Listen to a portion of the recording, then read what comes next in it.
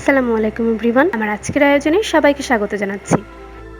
আজ তৈরি করে দেখাবো কিভাবে একটা ডিম দিয়ে খুবই সহজ এবং পারফেক্টভাবে মজাদার ক্যারামেল এগ পুডিং তৈরি করা যায়। আশা করছি রেসিপিটি সবার কাছেই খুব ভালো লাগবে এবং উপকারে আসবে। আর রেসিপিটি সত্যি একটু হলেও যদি হেল্পফুল হয়ে থাকে তাহলে আপনার ফ্রেন্ডস অ্যান্ড ফ্যামিলির সাথে বেশি বেশি করে রেসিপিটি শেয়ার করবেন এবং আমার চ্যানেলটি কিন্তু সাবস্ক্রাইব করতে ভুলে যাবেন না।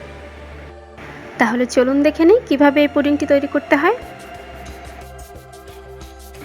পুডিং তৈরি করার জন্য এখানে আমি একটি বাটিতে একটি ডিম ভেঙে নিয়েছি। এখন একটি কাঁটা চামচের সাহায্যে আমি ডিমটি ভালোভাবে ফেটিয়ে নিচ্ছি। সেম কাজটা কিন্তু আপনারা হ্যান্ড উইস্ক ব্যবহার করেও করতে পারেন। আর ডিমটা যত ভালো করে ফেটানো হবে পুডিংটাও কিন্তু ততটাই ভালো হবে।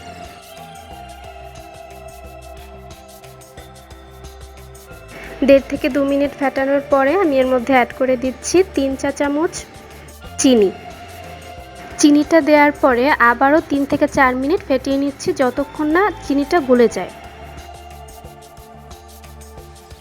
চিনিটা যখন পুরোপুরি গলে যাবে ঠিক তখন এর মধ্যে দিয়ে দিচ্ছি 3 চা চামচ গুঁড়ো দুধ। এবারে গুঁড়ো দুধটাকেও ডিমের সাথে খুব ভালোভাবে মিশিয়ে নিচ্ছি।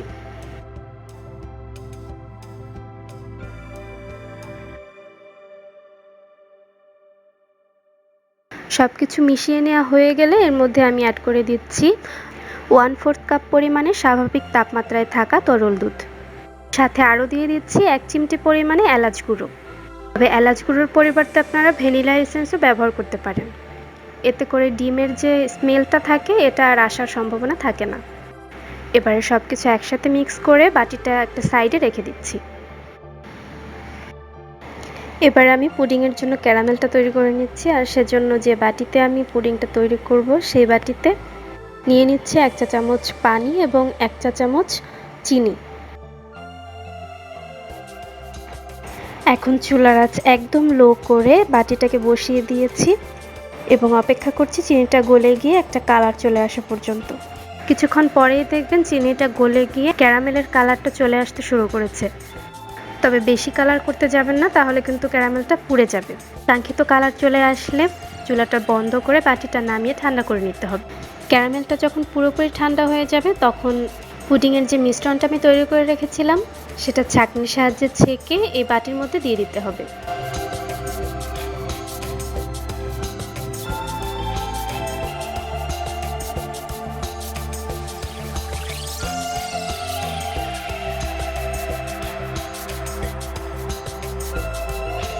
একটা হাঁড়ির মধ্যে কিছুটা পানি দিয়ে এর মধ্যে আমি পুডিংয়ের বাটিটা বসিয়ে দিচ্ছি।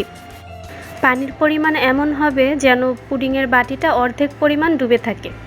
বাটির উপরে ঢাকনা দিয়ে এর উপরে আমি ভারী কোনো কিছু দিয়ে ঢাকা দিয়ে দিয়েছি।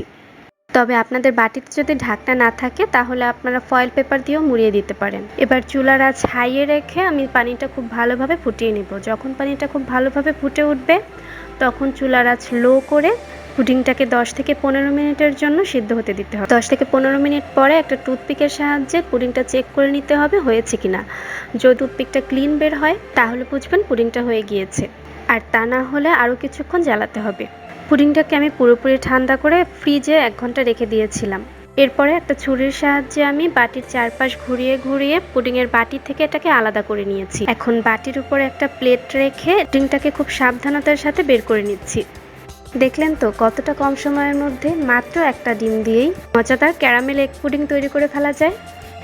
ভিডিওটি যদি একটু হলেও উপকারে এসে থাকে তাহলে ভিডিওটিতে একটি লাইক করে চ্যানেলটি সাবস্ক্রাইব করে আমার চ্যানেলের সাথেই থাকবেন এবং পাশাপাশি অন্যরা যাতে শিখতে পারে সেজন্য আপনার ফ্রেন্ডস আর ফ্যামিলির সাথে বেশি বেশি করে রেসিপিটি শেয়ার করুন।